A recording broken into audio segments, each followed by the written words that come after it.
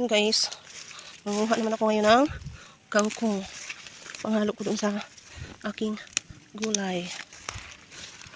At saka sabaw. Yan, di ba? Libre na ang gulay kapag dito ka sa farm. Yung kagandahan pag dito ka sa farm. Libre lahat. Ipunin mo na lang. Yan so guys, ang lawak ito ng kangkungan dito guys. Di ba? Saka pa. Libre na ang kangkong. Lawak ng kangkungan ko guys, oh. Di ba? Libre ang kangkong dito guys. Oh my god. Maputi guys. Magwas muna tayo dito sa namin. Eh, lambot pala ng lupa. Ano. Ito. Ang lambot ng sapa-sapa. Kaya, nakuha na ako ang dami ng kangkong ko guys. Ibalik na tayo. Ano ba yan? Ang pangit. Ang dami kong nakuha ng kangkong. Hala ka, may puso ng saging. Kunin ko mamaya yung puso ng saging. Ayun, oh. Yun. Kita nyo. Puso ng saging. Kunin ko yun mamaya. Libre na ang aming puso ng saging. Naku guys, mahal niya sa palengke. 40 ang kilo.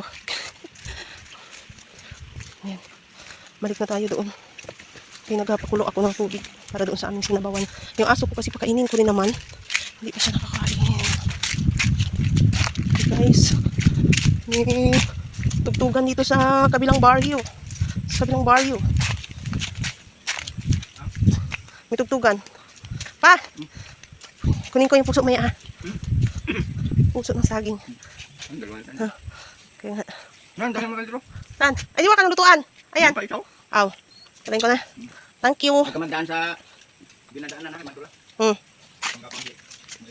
Kaya nga dyan, tumbling sa'yo. Dulas. Dinadaanan kasi ng tubig. Ayan, balik na tayo doon sa aming kubo guys. Kasi nga, nagluluto ako doon guys.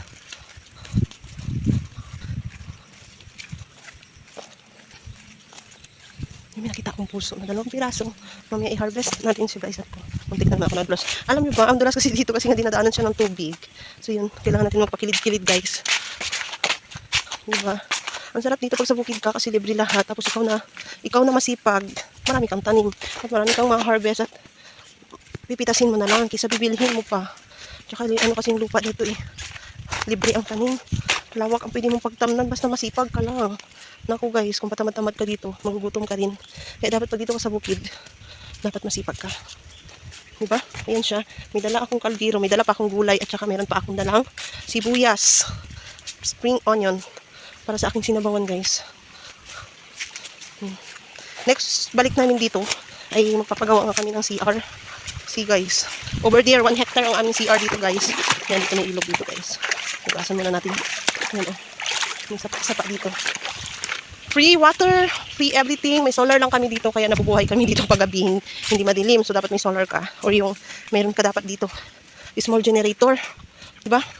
Buhay ka talaga dito sa bukid. Ito ang lawak ng okrahan. Pa-expire na itong mga okra. Pa-expire. Hindi kasi maliliit yung bunga niya oh. Tsaka kailangan na siyang palitan ulit ng mga bagong okra. Tsaka guys, isa pa sariwa ang hangin dito.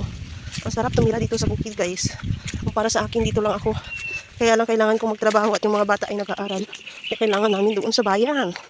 Kaya lang guys. Tsaga lang. Kaya nakakamiss every weekend lang kami dito nag-uwi. Nakakamiss ang farm. Diba guys? Yun. Meron akong dalang isda guys. May dala akong sinabawan. Isda. Wait lang. Okay. Ha? Ayan kasi ako nagpapainit ng tubig dito guys. Ayan o, kitang-kita nyo kumukulo na siya. Bangus? Kain ka? Kain naman dito. Yun. Sarap niya siguro eh. Sarap. Ito ba ito guys? Wait lang o. Bilan mo ka malikot ha. Matumbay ang aking camera. Sige. Wash mo ito lan. Magluluto tayo. Magluluto tayo ng ating tanghalian na guys, yung aking lulutuin. Dahil sa aming magandang kalan, tingnan nyo naman yan guys. Ang ganda ng kalan pinagawa ko sa kuya ko. Gusto ko magpagawa din kami sa taytay. Doon gagamitin ko. Gusto ko rin kasi magluto doon sa kahoy. Iba nakakamiss din kasi pag nagluto-luto ka sa kahoy. Kaysa sa gasol at uling, gusto ko sa kahoy. Pagawa ko ulit ng bago.